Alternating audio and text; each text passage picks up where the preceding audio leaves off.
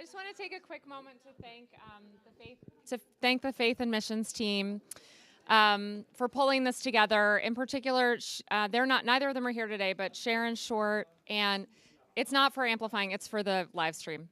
Sharon Short and Bob Witten in particular, but really the whole team helped pull this Summer Sundays together. I think it's been pretty popular, and we've had a sort of variety of topics that we've covered. So I want to thank them and thank everybody who has really volunteered to teach this summer, because it's great to have some new faces up here, and I hope everyone's enjoyed that experience. So today we have Faith Myrick presenting.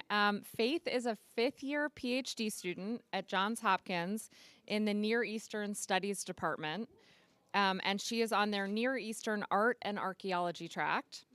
Her work is focused on cylinder seals, which we'll hear a little bit more about today. I'm not going to explain it because Faith will do a better job than me. And as part of her research, she's been doing excavations.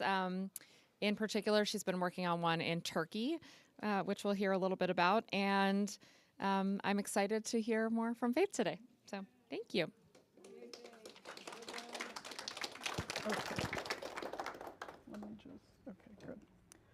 Thank you, everybody, for being here. I will apologize to begin with. I've been traveling all summer, and I got back yesterday, so this has been a very slapshot, thrown together PowerPoint, but I think it's very interesting, so hopefully you'll find it interesting. I'll also give a shout out to my brother Joel over there. He said my PowerPoint is very boring, so he was trying to jazz it up, but he was unable to, so I'll give him a shout out. It would have been much prettier, but it was not meant to be. I think the pictures are nice, but I digress. Okay, so I'll talk to you today a little bit about my travels and then tie it into some history that I'm doing. So the first part will be my experiences at some sites that I've visited in Turkey when I've gone on excavation. The second part will be more tied to what I've been researching and the things that I think are kind of interesting. And I will also say that I specifically chose the period I study because it's before written biblical times. So there's not going to be a whole lot of Bible, Levant, and I apologize for that. I still think it's very interesting, and it does kind of tie into the Bible, so we'll see some tie-ins as we go along. So my first slide, I'm going to show you a series of images of Roman mosaics from the 5th century. There is this place in Hatay, which is in Turkey, and I'll show you a map later on. It's called the Museum Hotel, and you'll ask, why is it a museum hotel? They were excavating for this museum, and they found all of these Roman mosaics underneath. So instead of making it specifically archaeological or destroying them and making it a museum, they built the museum on top.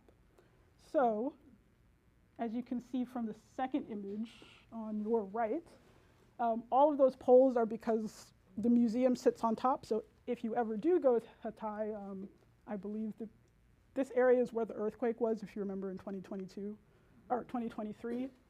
So the area is very destroyed, but I believe the museum is open. So if you ever get a chance and you want to stay in the museum hotel, the rooms actually look onto all of the mosaics, which I think is really interesting. As an archaeology student, I do not have enough money to stay there, so I have not actually been in the rooms, but the bottom part is a museum that you can walk through, and this is some of my images. I tried to use only my images because I didn't want to worry about copyrighted photos or anything like that. So this is part of the excavation. These don't have all of the beautiful mosaics on it, but just to kind of show you when they were excavating all of these different buildings and different rooms that they were finding.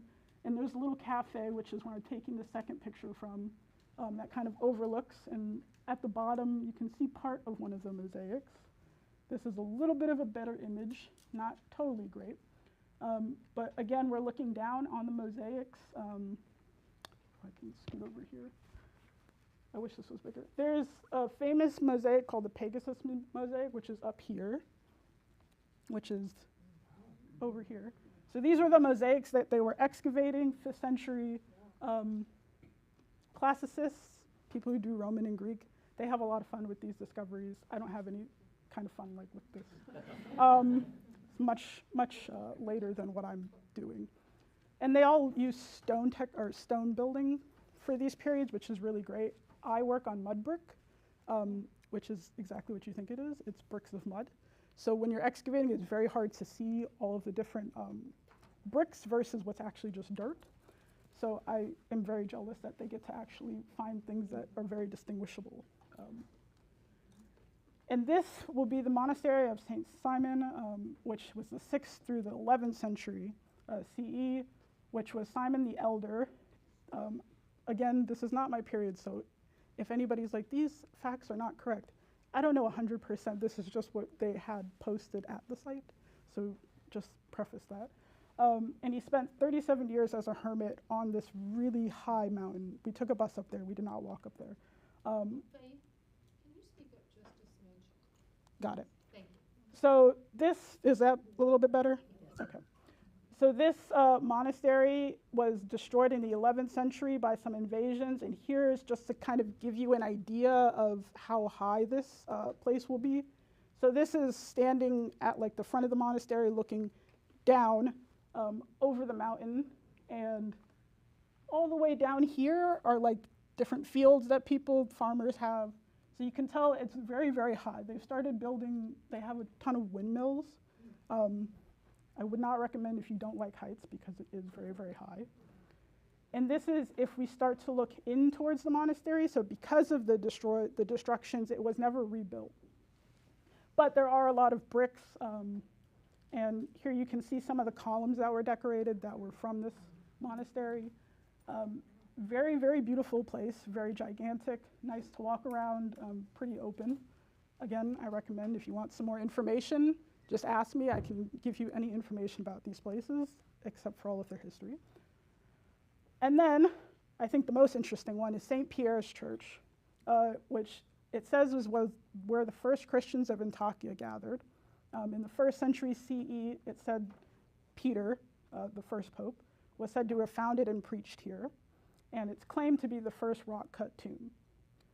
So here, the first image is looking from the church down. So again, it's up kind of high. You have to go up quite a bit. And then the second image is looking actually in towards the church. So the facade that you see was put in, I believe, in the 19th century. So that's not 1st century CE. But if we look inside, as you can see, especially the second image, that is kind of part of the first early church, 1st century CE. The statue that's set into the rock is not 1st century. That was, I believe, a replica that they put in there, as well as that altar that's down there. But we can see in this image, this is from the early church, one of the mosaics that they found. They put some glass over it to make sure it doesn't age too much. Again, are all of these in Eastern Turkey? Is that? Yes. Okay. So Hatay is, if you have an image of Turkey, and I'll show you one later, there's a small part of Turkey that is on the Eastern Mediterranean, right next to Syria. And Hatay is that right next to Syria part. So I think my site is 6 kilometers from the Syrian border, which my mom is not very happy about every time I go. So this, of course, was just a quick run through of things that I'm not super familiar about, but I thought were very exciting and had to do somewhat with our periods of the Bible. So turning to my stuff, so what is archaeology? And I feel like my anthropology professor is from long ago. Everybody always brings up these images of Indiana Jones, much more glamorous than archaeology ever would be. And I put up the mummy, which I think every archaeologist loves the mummy, but it is very inaccurate, so you have to take it with a grain of salt. Archaeology actually is the study of ancient and recent human past through material remains. And I got that from the Archaeological Institute, so it's very official. And here I just added an image of one of my friends at my dig site trying to put back together some of the pottery that we dug up. So she's reattaching the handle onto the other part. And we deal with a lot of fragmentary materials. We're not finding like beautiful whole vessels. Sometimes we do, most often we don't. So all of the things you see in museums are often carefully put back together between archaeology, and then there's a bunch of conservationists that are also working in concert together. So my site, this first image is what it looks like before we actually start excavating. Now it's an archaeological park, so it doesn't look like this anymore, but we would actually have to go in and clear all the weeds. It's not as beautiful as the mosaics, where you're like, oh, all of this. There's a lot of work that goes into actually clearing all of this, and again, like I said, most of this is mud brick. So it does deteriorate, so they've been doing a lot of restoration projects trying to do mud brick work and put back together the site somewhat. The second image is the sky, but that's also to indicate when we actually begin excavating, which again, I don't think, when you think of Indiana Jones, you think of waking up at like 4:30 in the morning to excavate. But our days are very long, so as you can see from the beginning, this is actually, I think, 2 hours after we started excavating. We begin at 4:30 every morning. We work until 8 or 8:30, I can't remember now. And then after that, we have breakfast at the site, and then we go back to work, and we work until 1:30. And then after that, we get to do a little bit of a break before we work on some other things, which I'll show you in a second. All of this is because it gets really, really hot in this area.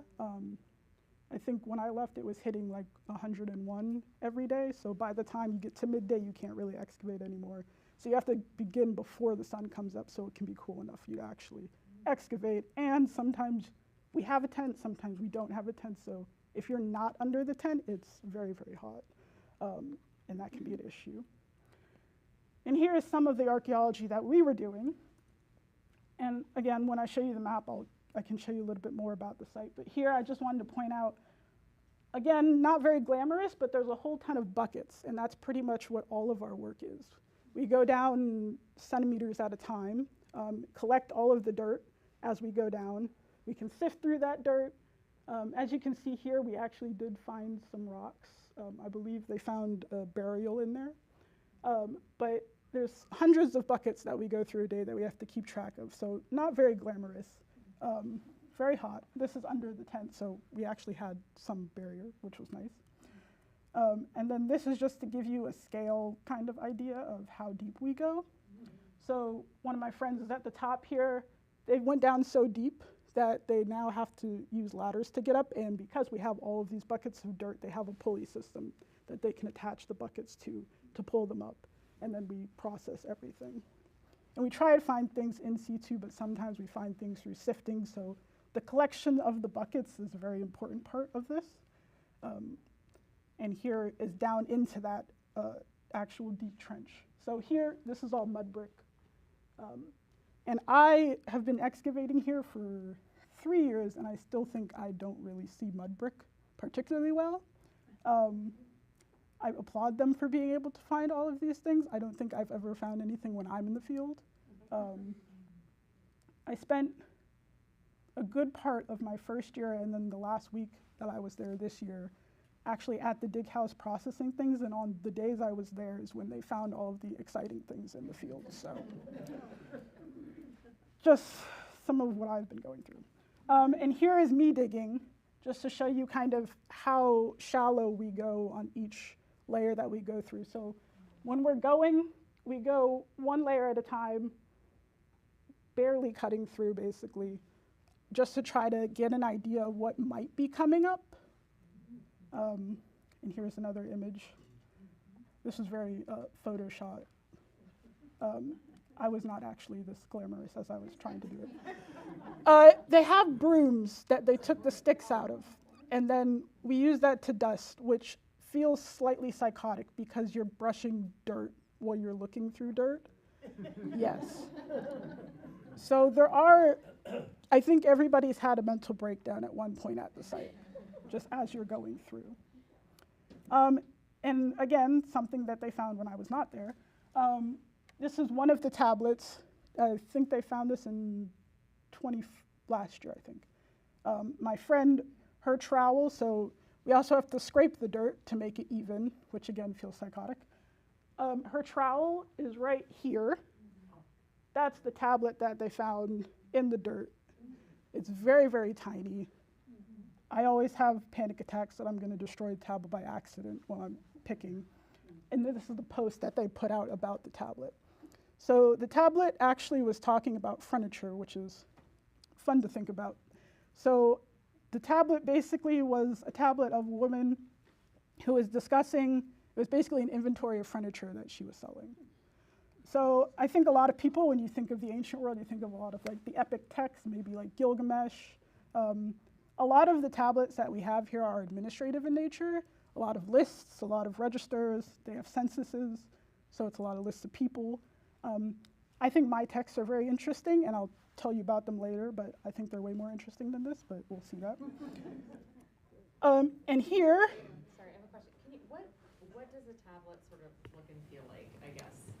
so it's, if you have your iPhone or a smartphone, if you think of the early generations where they were really small, tablets kind of range in size from about like this to like that. I think an iPhone right now is probably about an average size of a tablet. They can get bigger, but a lot of them are just kind of very small. How thick? How thick is it? The thickness depends. So usually, I want to say 4 to 5 centimeters, yeah. But it depends on like how big, and there'll be different shapes. So some you'll get rectangular, some you'll get are square and very tiny. Some have like a pillow shape, and some are just flat.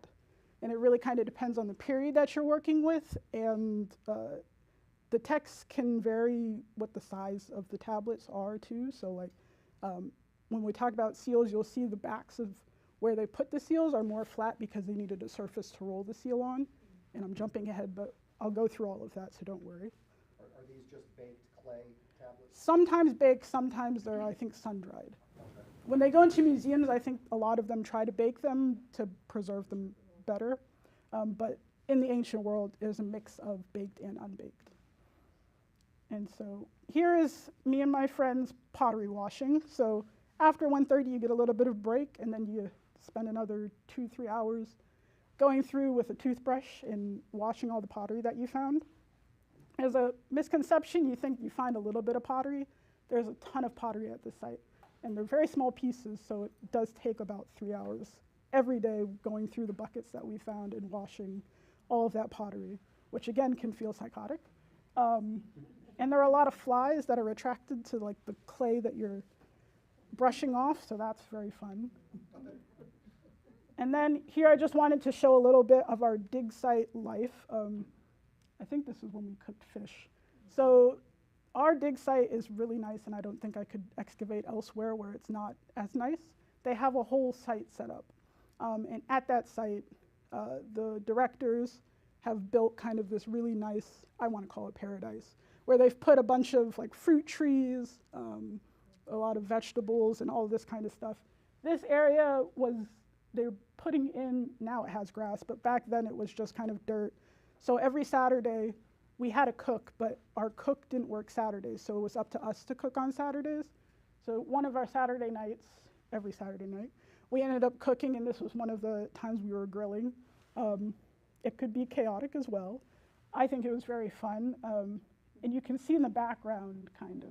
They also were doing, I'll call it experimental archaeology, where you'll kind of learn to do stuff potentially the ancient way or the local way by cooking like on the ground with different little kilns, which I really like at this site. You can kind of experiment with what people are doing.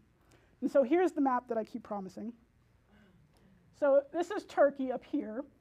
The red part is Hatay, or yeah, Hatay province. And down here, I don't know if you guys can see it or not, is Reyhanli, which is where I was. And then in Reyhanli, this is a site. The black line is Syria. So you can see just how close, again, I was at this place. And this is the site itself from a Google Maps image. So you can see all of this was excavated. We didn't excavate all of this. An archaeologist named Sir Leonard Woolley began the excavations way back in the 20th century. this is a continuation of the excavations. He had, I want to say, like 400 or so helpers to excavate. We don't have the budget for that anymore, so we have like 5. And we excavate right here and down here. And so this whole site, it stretches back to at least the Middle Bronze Age, where they've excavated. Down here was the Iron Age. And if you're ever interested in learning more about the site, it actually was on the Orontes River. The river moved, so what happens and what we see is there's a very small settlement in the Iron Age. And that's because there's a sister site called Tel Tainat, and it seems that they switched between the 2 sites in each of the periods, kind of as the river moved, I believe. So the early Bronze Age, there's a big settlement at Tainat. Middle Bronze Age, late Bronze Age kind of moved here, and then it goes back to Tainat in the Iron Age. So when we were down here, we were finding a lot of pottery, not a lot of really interesting things, mostly because all of that stuff is at Tainat. And here is the late Bronze Age. And so I give you some dates for these periods. When I left, we were in the late Bronze Age, late Bronze Age, so closer to 1300 probably. And this over here is the city gate. Oh, sorry. The city gate area, and then this was the palace for the Middle Bronze Age. And then over here, what we're getting on top was some Iron Age deposits, and we've got through that, so now we're in the late Bronze Age, which is where they're starting to find those tablets that, of course, when I'm in the field, they're not finding. Now, does that mean like you're going down? Yes. You mean like, so you started at iron, now you're hitting? Yes. different- So what actually happens at, this is called the Amuk Valley, and if you go and you drive along the highway, you'll see a whole bunch of mounds as you drive on either side. And now that there's a bunch of like farmers' houses on top, and below the mounds is like their fields. But what we think and what they've actually found is most of those mounds are ancient sites, and it gets built up with deposits as the years go on. So all of those mounds are potential sites. Alawak is just one that they've dug. Tainat is another one. I was just going to ask, are these primarily Hittite sites, or? These are mainly the Iron Age, late Bronze Age. They have a site, they're also more interested in the earlier stuff, so they have another site called Toprak Hisar, which is early Bronze Age, and it's like along a lake that they've dammed in the area. So like there's I think they said hundreds of these mounds that you can see, and each one is most likely an archaeological site that's kind of been built up. And so I kind of sped through that. If you have any questions, let me know. But to get to my thing, so I excavated Alawak because it's related to the site that I'm studying. So Alawak is here. I can't get to the site that I'm studying, and there's no current excavations at it. It's the site of Nuzi, which is all the way over here in Iraq. So the 2 sites are the different ends of what was called the Mitanni Empire. There's a bunch of debate about whether it's an actual empire. But there's related pottery and finds between the 2 sites that kind of show the extent of this. So I excavated Alawak just because it can kind of help me relate my materials to what we're finding at Nuzi, or what was found. And Nuzi was excavated in the 1920s, 1930s. So it's a very old site, but there was a ton of material. And these are just a couple of the tablets that I've been working with. So part of my travel was to excavate. The rest of my travel, and I'll currently be going back up to Boston with my mom tonight or tomorrow, to take some more images of all of these tablets at the museum, Harvard's Museum of the Ancient Near East. I really like that museum, I'll plug it. These are all tablets from Nuzi that they have there. They have over 4,000. Chicago, the other place I've been traveling, has at least 1,500 or so. I think I've photographed maybe 1,000 of them. And all of these are tablets from Newsy, mostly from these two big families. One was a son of a king, so a prince, named Silwa Teshub. And his tablets are very interesting, well studied, but my favorite is another family called the Teaptila family. And his tablets, which are mainly at Chicago, are, it shows about 5 generations of this family that I wouldn't say are real estate moguls. So this is just a snapshot kind of you can see all of the tablets that I'm working with and the various sizes, so you can see kind of like how they vary. And on these, what I'm working with particularly, are cylinder seals. And these cylinder seals look like this. I don't know if you guys can see it.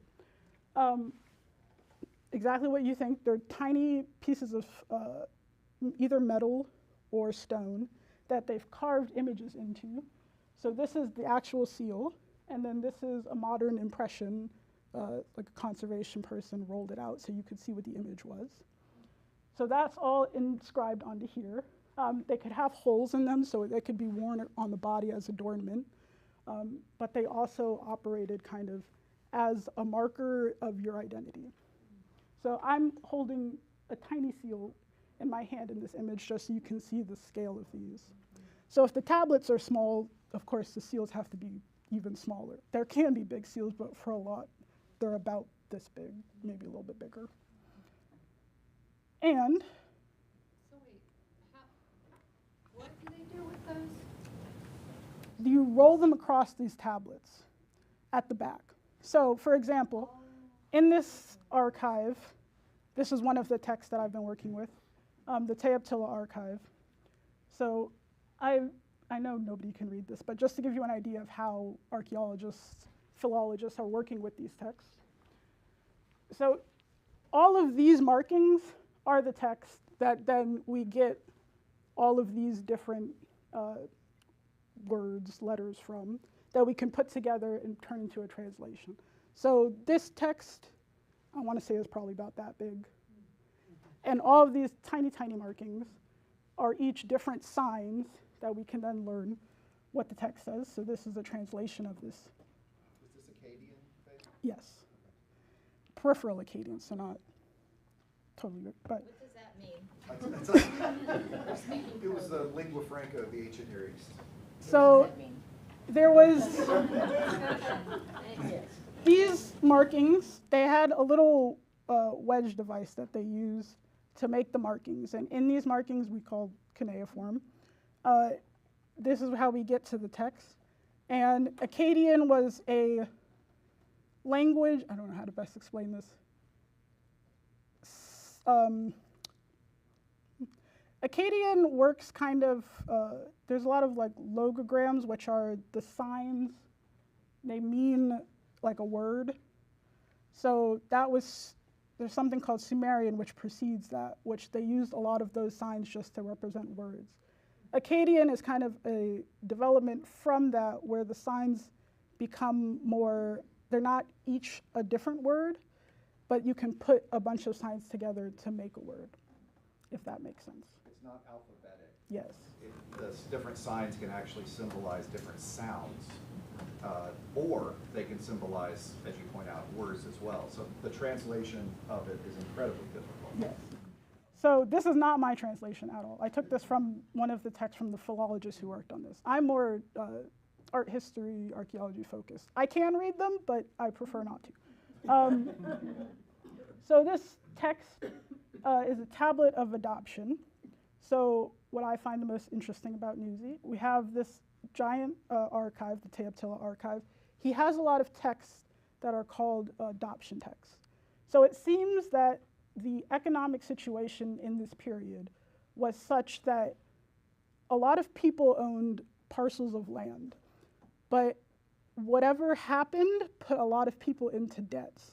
So what this guy went around doing was he was adopting people, and in the adoption he would get their land.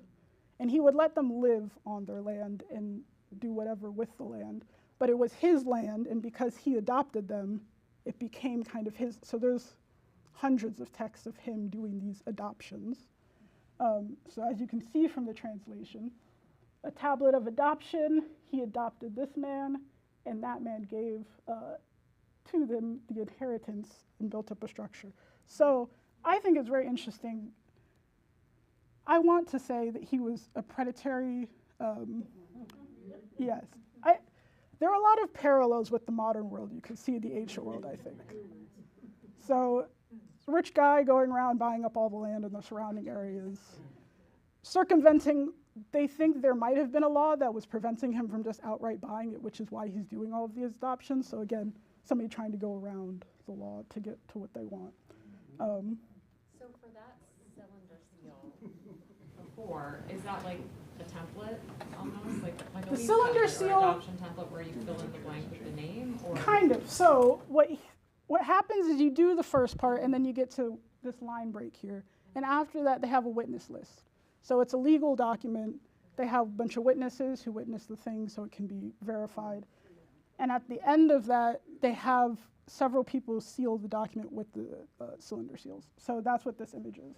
And these are what I'm working with. So they put the name underneath, so all of these just mean seal impression of so-and-so.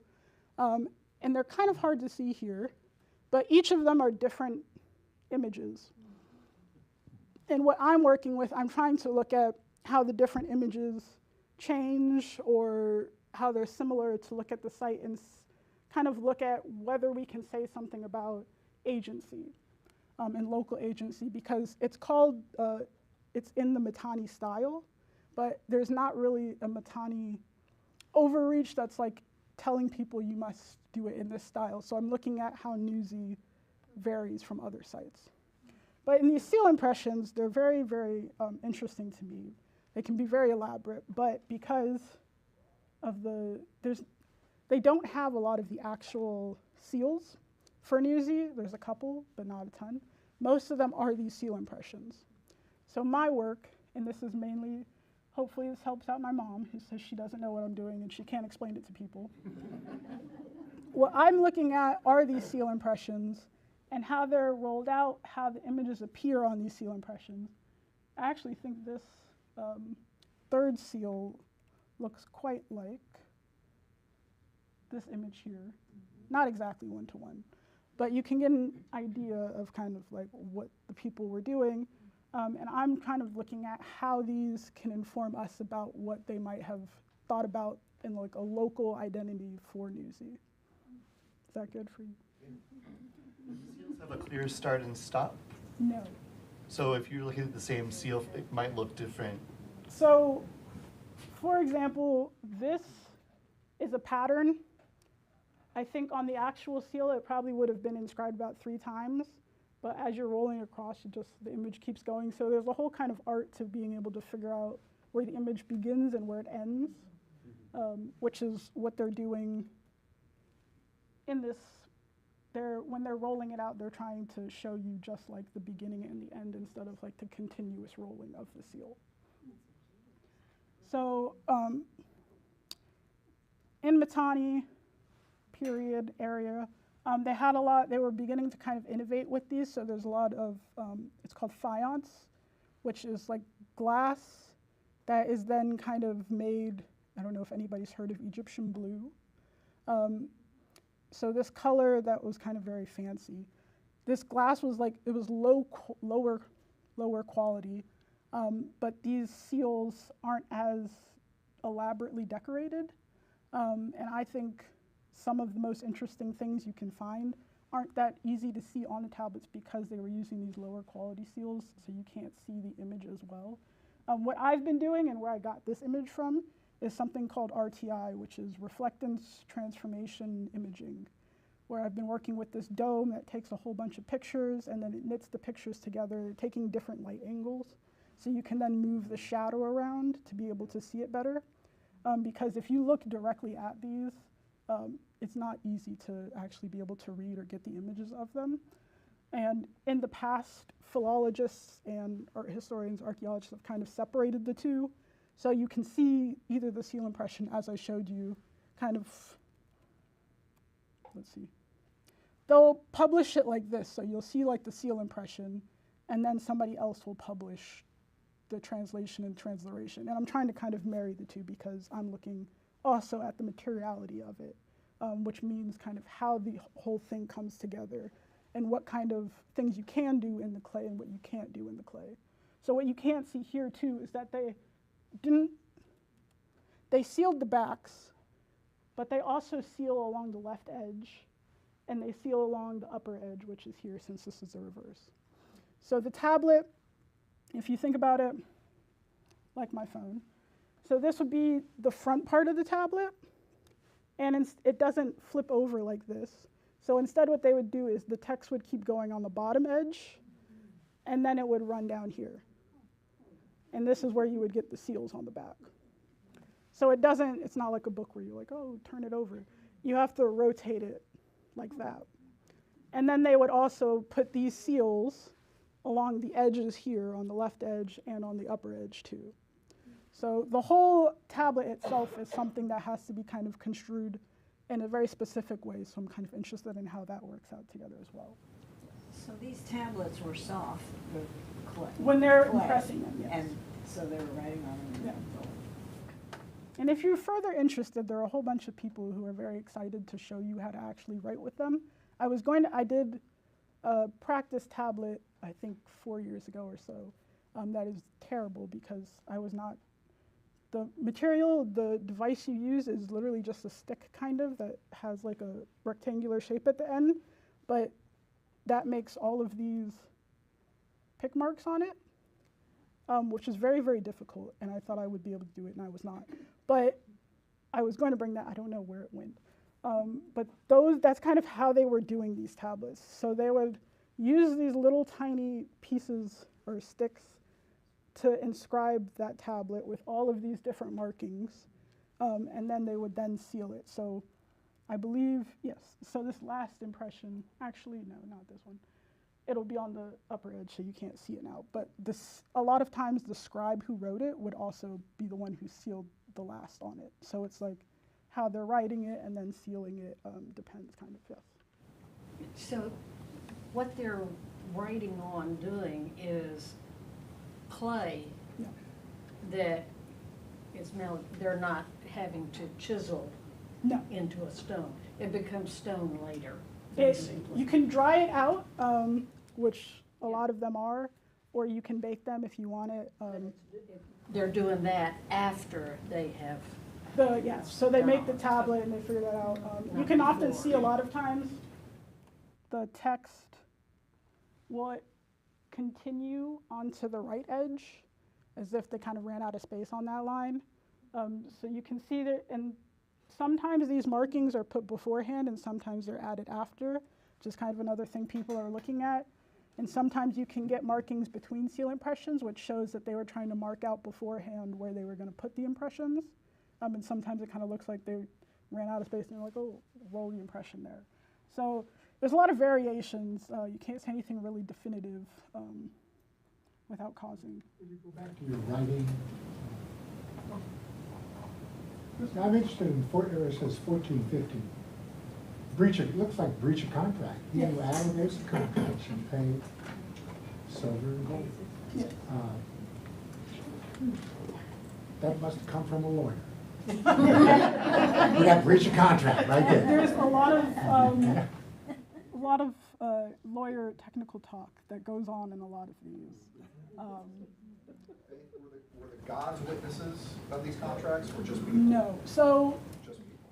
at least in this archive, it's people. There are there's another site, I don't know if it's on this map or not.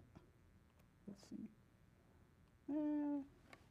So Amar down here, there's a site called Occulte close by, and they have like god seals, and they have like city seals too, which are really interesting.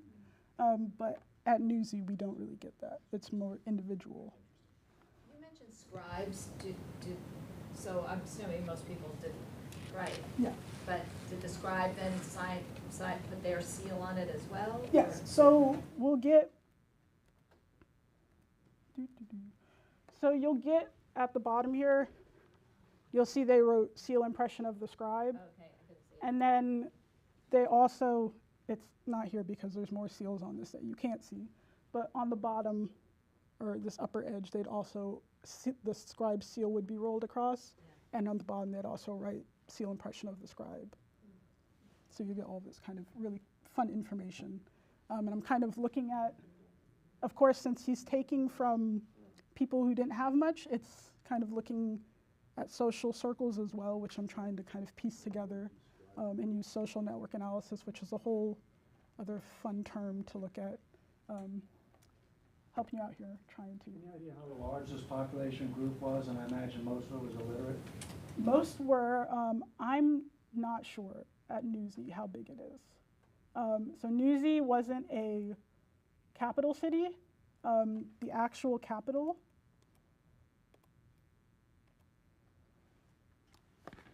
was the city of Arapa. And when the excavations first began, people were there were illegal excavations that were producing these tablets. So that's kind of where it started. And this Arapa there's a modern city, so you can't really dig there. So when the archaeologists actually began, they started over there, which is when they found Newsy. So the actual city and all of like that information, I think we have some census lists at Newsy, are not quite as accessible. At Alalak, there are census lists, and I can't remember how many people they were estimating, but I would say probably like, they're also, sorry, in this period, there's a lot of fighting that's occurring, so a lot of people too are arriving at Newsy that are refugees. So we see kind of some text about refugees as well, and I don't know how they get factored into how many people are actually at the site. I'd say it's definitely at high thousands, at least. I don't know specifically at Newsy. A lot of the texts mention a lot of surrounding areas. So here it has like Newsy, Arapa, and Kurahani, but there's a whole lot of other tinier sites that haven't been excavated around, and I don't know how those play into the numbers at Newsy because a lot of those people are going to Newsy or traveling in between because they are so close. And then, of course, you'll have heard Rob talk about Assyria, the capital of that. Ashur in this period is it's pretty close by, I would say. So in this period, at the end of Newsy's life cycle, the Assyrians actually destroyed the site. And that's about 1350, 1330 BCE. So all of this, I think is very interesting. I can talk about it forever. I will ask if there's any other questions. How many people do you kind of work with at a time usually? So in the field at Alalak, I want to say our team was about 20 people or so, with half of those being specialists. So they stay at the dig house that we stay at, and they process all of the stuff that we're going through. So we have botanists who go through like the plant samples, zooarchaeologists who are looking at the animal bones, pottery people who are looking at the pottery, the conservationists who are trying to put it back together, and then the site directors. The people actually in the field are about 10 of them, I want to say. It varies throughout the season. Their university works a little bit different, so they're still excavating now, even though all of like the people, the Americans especially, that were excavating are back because we have class. Well, I don't have class, but they have classes to go to. So they excavate, I think, through October at the site. And then for my museum work, that's been just me. So that's been quite a long time, as you can ask my mom, of me going. I spent, I think, a month and a half or so in Chicago doing all those tablets. And their hours for their tablet room were 8 to 8. So I worked from 8 to 8 every day, except for the weekends, which was 10 to 4. So that's just me doing the imaging. And you like what you're doing. Yes. Again, it can feel very psychotic as you're going through it. And my mom has heard in the background the constant clicking of the camera every 1 second that can drive you slightly insane. But it supports all the development, all of your research. So I'm at Hopkins, and they're not paying for like me to travel to do this stuff. Luckily, my mom has a very nice friend who's been letting me stay with her in Chicago. And my grandma lives in Boston, so I commute from my grandma's place in Boston. But the museums have been very helpful, and hopefully all of these images that I'm taking, they're going to publish them on the website so people can access those images, because it'd be a waste if I did all of that and then nobody else could see them. I don't know if this could possibly work out here. Okay. So this is what I've been doing. So all of these images create this, which then I can use this ball to move the light source around. And as you can see, the tab was a little too big to have it the correct way under there, but I can flip it around. So all of this takes like 3 to 5 minutes per side. So there's 6 sides, of course, that are possible to take images of. So I've been doing all of those, putting them together. And then hopefully, I've been doing the tech side as well because I didn't want to leave out the philologists. So hopefully all of these images will then be somehow put onto the web so people can move around the image themselves and verify. So I'm talking about the cylinder seal impressions and the motifs that are on them, which is each little element of image that they're putting here.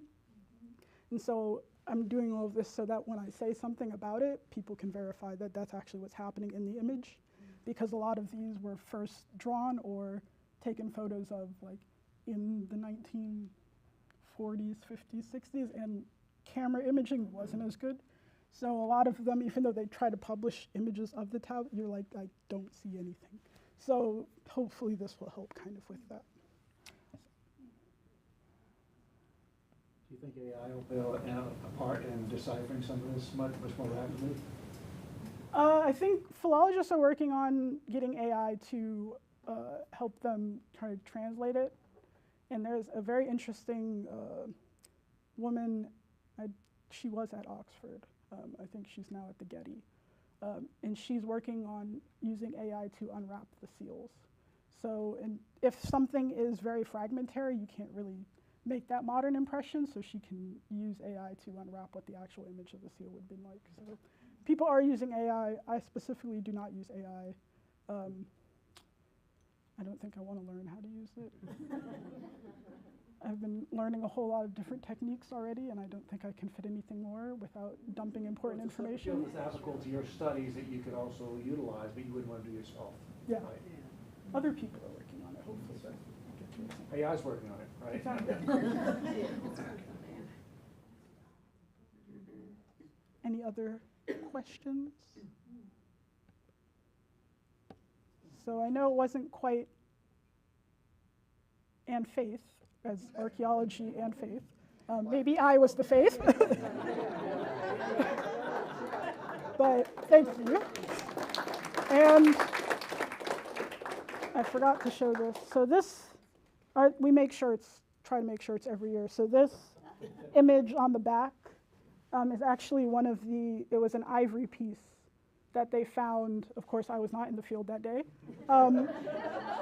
But they found this really interesting carved ivory piece in the field, and I wanted to kind of show that off. I'm also wearing this year's shirt, and you'll see here, one of our Assyriologists wrote out how to spell Alalak in cuneiform, which I think was really cool. And the site, there's a king called Idrimi at Alalak, who's very famous if you ever look up the site. And this is abstract kind of image of the eye of Idrimi that is from the statue. And I would suggest if you get a chance, you can visit, I don't know if the Archaeological Museum is back open, but in Hatay there's a lot of really interesting archaeology things that you can visit. You can look at the stuff that they found at Tel Tainat. Iron Age is a little more interesting to some people because they actually start using stone a lot more, and they have these really nice images of lions that they carved into column bases that are really cool to look at from Tainat. So, but I will end my talk there.